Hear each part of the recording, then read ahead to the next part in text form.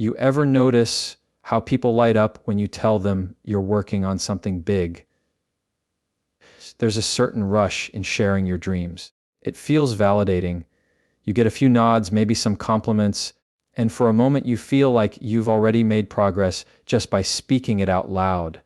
But here's the truth: that rush is a trap. That applause you get from sharing your goals can trick your brain into thinking you've already achieved something, when in reality, nothing has been done yet. That's why your long-term goals and strategies are something you should guard closely. Your ambitions are delicate in their early stages. They're like seedlings, small, fragile, vulnerable. You can't plant a seed in the ground and start inviting everyone to stomp around it, poking at it, questioning whether it will grow. The more eyes on it, the more pressure it feels.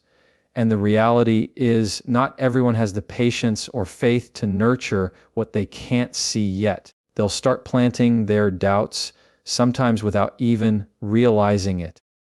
Are you sure that's the right move? Isn't that risky? Do you really think you can pull that off? And while they may think they're being helpful, those questions are tiny cracks in your focus. There's another layer to this: jealousy. People don't always cheer for you because they want you to win. Sometimes they clap because they want to know when you might fall. Not everyone in your circle is rooting for your success. Some are rooting for your struggle because it makes them feel safer in their own lack of progress. The less they know about your plans, the fewer opportunities they have to plant seeds of doubt, discouragement, or even sabotage. And here's where it gets psychological. When you share your vision too soon, your brain gets a premature sense of completion. It's called the Zeigarnik effect, and it explains why we remember unfinished tasks more than finished ones. Talking about your goals tricks your mind into thinking the work has already started, and that lowers your drive to actually execute. You start replacing action with talk, momentum with daydreaming. This is why so many people have endless conversations about what they're going to do, but rarely make it to the part where they actually do it. Now, I'm not saying you should live in complete isolation, keeping all your plans locked in a vault. Trusted mentors, partners, or advisors, yes, those people matter. But even then, you have to choose carefully. Sharing your goals should feel less like a casual conversation and more like handing over the keys to a house. You wouldn't give those keys to just anyone, because once they're inside, they can rearrange things, change the locks, or even burn it down. Think about some of history's most successful people. You rarely hear about their moves while they're making them. You hear about them after the fact, when the work is done and the results are undeniable. That's not by accident. That's strategy. Silent progress is a form of self-defense. It protects you from external noise and gives you the space to make mistakes, refine your plan, and adjust without an audience waiting to see if you fail. Another danger of oversharing your long-term plans is that it invites premature accountability. You might think accountability is always good, and in some contexts it is, but when you tell the wrong people, you create accountability to people who have no stake in your success. Suddenly, you're performing for them, not for yourself. Your decisions start to shift to match their expectations instead of staying aligned with your own vision. And that's dangerous because now your dream isn't entirely yours anymore. The best moves you'll ever make in life often happen quietly. When no one's watching, you have the freedom to experiment, to fail without judgment, to pivot without explaining yourself. You don't owe the world a play-by-play of your progress. In fact, the less they know, the more they'll respect the final reveal. There's something powerful about unveiling results without ever hinting at the work behind them. It creates an element of mystery, and mystery is a form of power. We live in a culture that glorifies broadcasting everything: your meals, your workouts, your milestones, your struggles. Social media has trained us to believe that if it's not shared, it didn't happen. But here's the uncomfortable truth. Some of the most important work you'll ever do will be invisible to everyone but you. That's not a weakness. That's a sign you're focused. The world doesn't need to see your blueprints. They only need to see the building when it's finished. And let me be blunt, the more people know about your strategy, the easier it is for them to counter it. This is true in business, in personal goals, even in relationships. If you reveal your exact steps, you give away your advantage. It's like playing poker with your cards facing outward. You're going to lose not because you're bad at the game, but because you've removed the element of uncertainty. Strategy without secrecy isn't strategy. It's an open invitation for interference. This doesn't mean living in paranoia. It means living with discernment.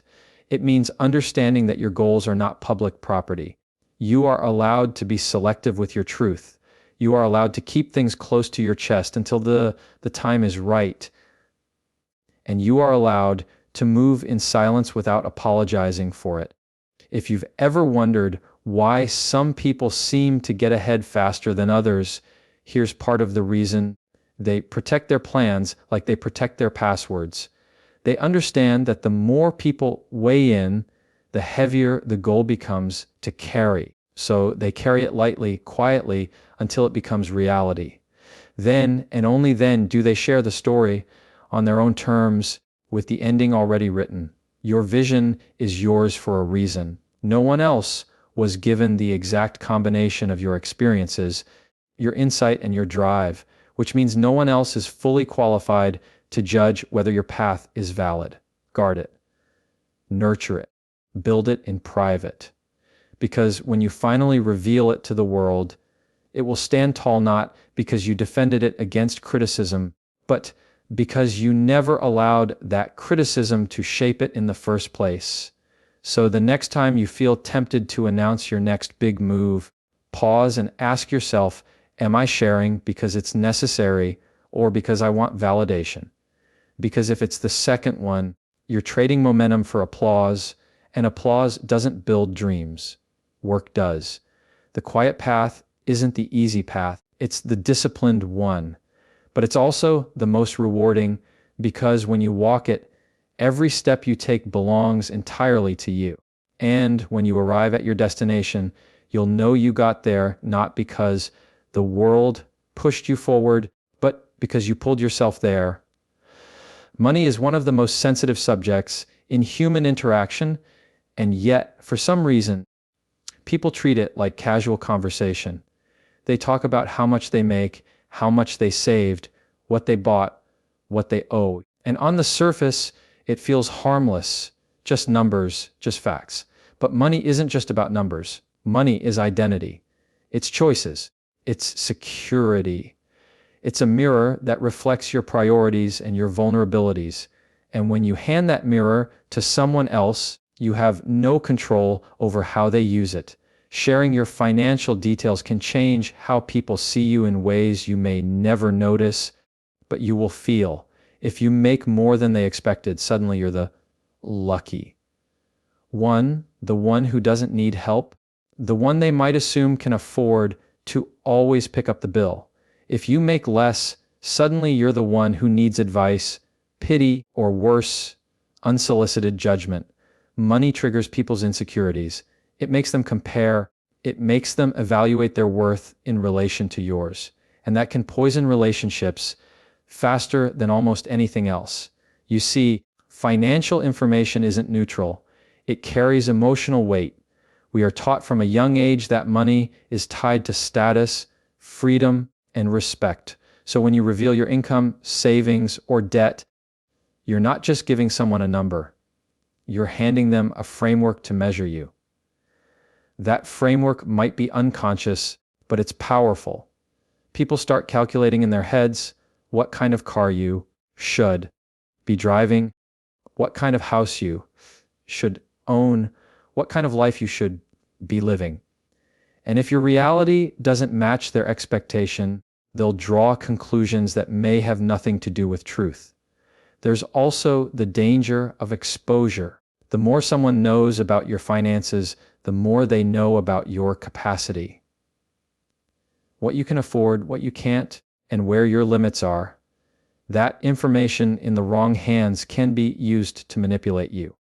It might be as small as a friend forgetting their share of the dinner bill because they know you can handle it, or as serious as someone leveraging your financial weaknesses to control your decisions. The less people know, the less they can use against you, intentionally or unintentionally. And let's talk about trust for a moment.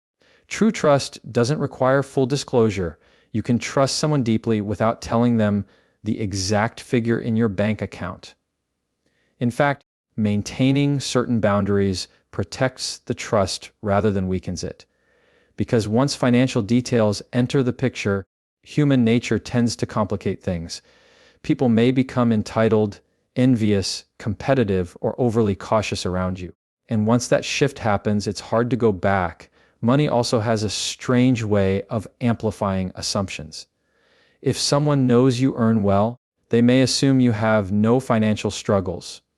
If someone knows you earn less, they may assume you're struggling even when you're perfectly content. Neither assumption may be true, but that's the risk when you give out financial information. You give out permission for people to rewrite your story in their own minds. Here's something important: privacy is not secrecy. Privacy is control. It's choosing what, when, and with whom to share. You are not hiding something by keeping your finances private. You are protecting the narrative of your life from being shaped by people who don't have all the context. Because financial numbers without context are misleading. An income figure doesn't reveal the cost of your life, your responsibilities, your investments, or your sacrifices. Without those details, people will fill in the blanks themselves. And they rarely fill them inaccurately. In a world where oversharing has become the norm, keeping your finances private can feel almost rebellious. Social media has turned wealth into performance. People post vacations, luxury purchases, even screenshots of bank balances, not realizing that they are creating unnecessary exposure. The more you display, the more people think they have the right to comment, to compare, or to compete. And that cycle never ends. Privacy removes you from that exhausting game. The truth is, your financial situation is as personal as your health, your faith, or your relationships. You wouldn't hand over your medical records to anyone who asked, so why would you hand over the blueprint of your economic life? The only people who should know those details are the ones who need them to help you. Your partner, your accountant, your financial advisor. Outside of that circle, your money is your business, no one else's. Another thing to consider: money attracts energy, some of it positive, a lot of it negative. If people believe you have more than they do, you may attract requests, expectations, even resentment. If they believe you have less, you may attract doubt, pity, or unsolicited help you didn't ask for. Both scenarios put you in a position where your worth is being evaluated through a financial lens.